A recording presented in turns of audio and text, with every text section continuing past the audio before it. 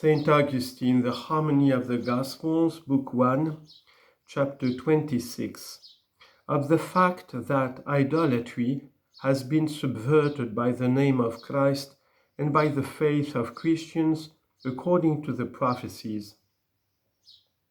For truly what is thus effected by Christians is not a thing which belongs only to Christian times, but one which was predicted very long ago. Those very Jews who have remained enemies to the name of Christ, and regarding whose destined perfidy these prophetic writings have not been silent, do themselves possess and peruse the prophet who says,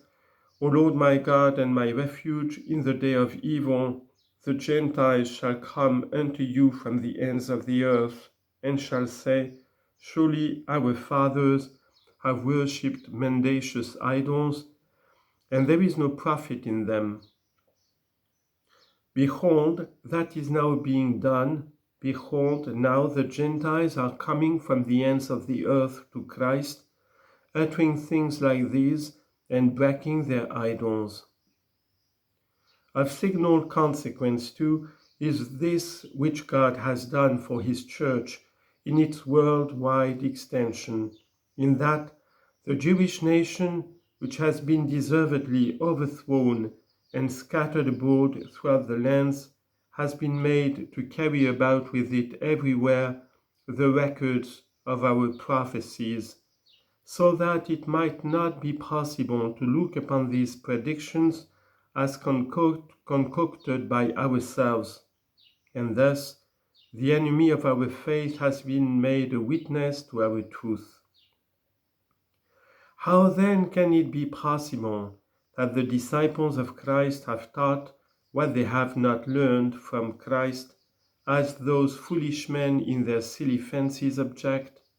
with the view of getting the superstitious worship of heathen gods and idols subverted? Can it be said also that those prophecies which are still read in these days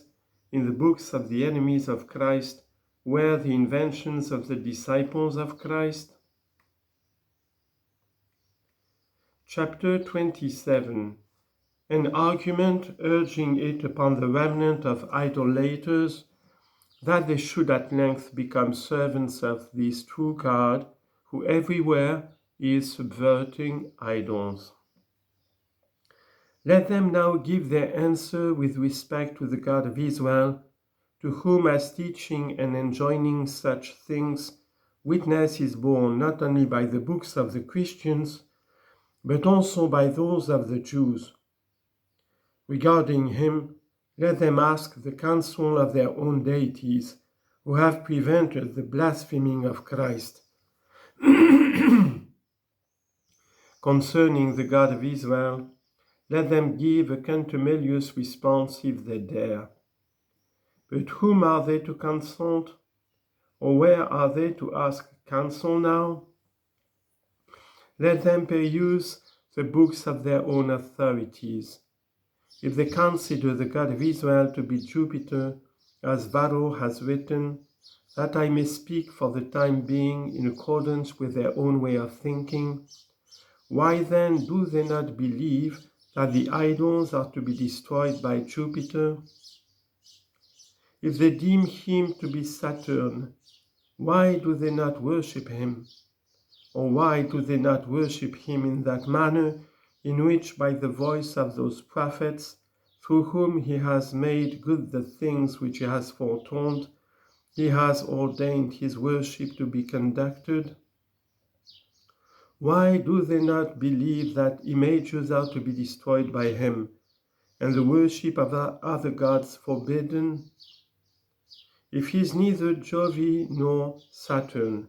and surely if he were one of these, he would not speak out so mightily against the sacred rites of their Jove and Saturn.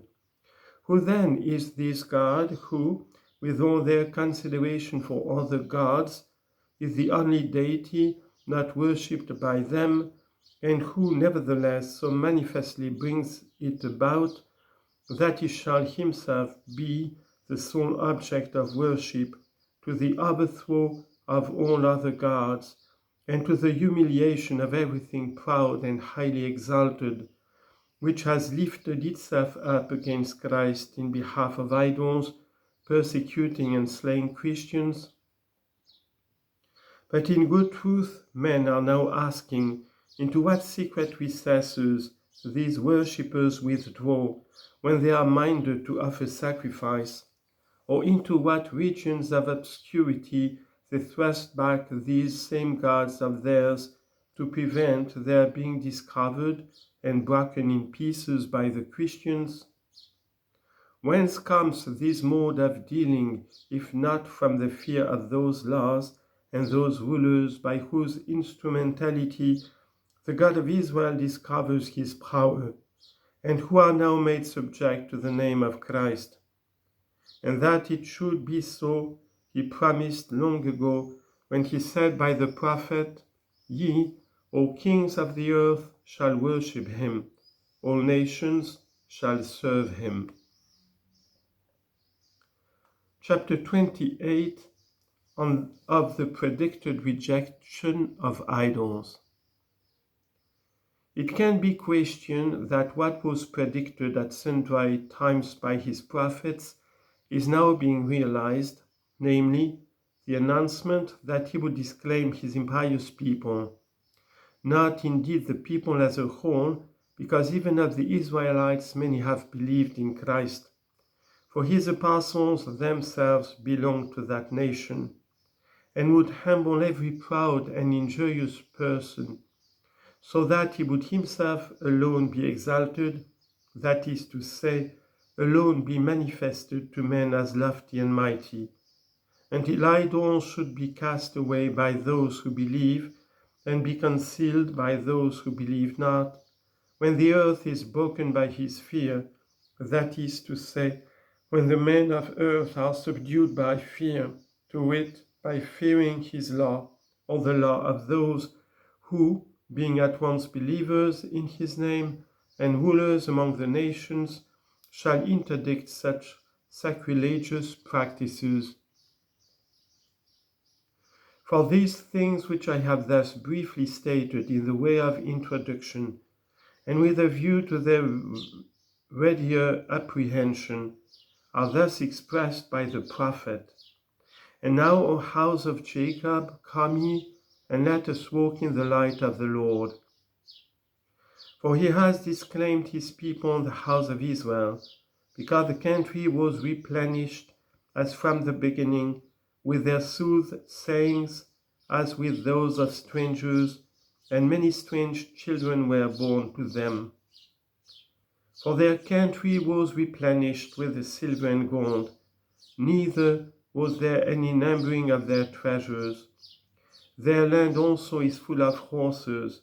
neither was there any numbering of their chariots. Their land also is full of the abominations of the works of their own hands, and they have worshipped that which their own fingers have made. And the mean man has bowed himself, and the great man has humbled himself, and I will not forgive it them. And now enter ye into the rocks, and hide yourselves in the earth, from before the fear of the Lord, and from the majesty of his power, when he arises to crush the earth. For the eyes of the Lord are lofty, and the man is low, and the haughtiness of men shall be humbled, and the Lord alone shall be exalted in that day. For the day of the Lord of hosts shall be upon every one that is injurious and proud, and upon every one that is lifted up and humbled, and they shall be brought low, and upon every cedar of Lebanon of the high ones, and the lifted up, and upon every tree of the Lebanon of Bashan, and upon every mountain, and upon every high hill, and upon every ship of the sea, and upon every spectacle of the beauty of ships. And the contumely of men shall be humbled, and shall fall, and the Lord alone shall be exalted in that day, and all things made by hands they shall hide in dens, and in holes of the rocks, and in caves of the earth, from before the fear of the Lord, and from the majesty of his power, when he rises to crush the earth.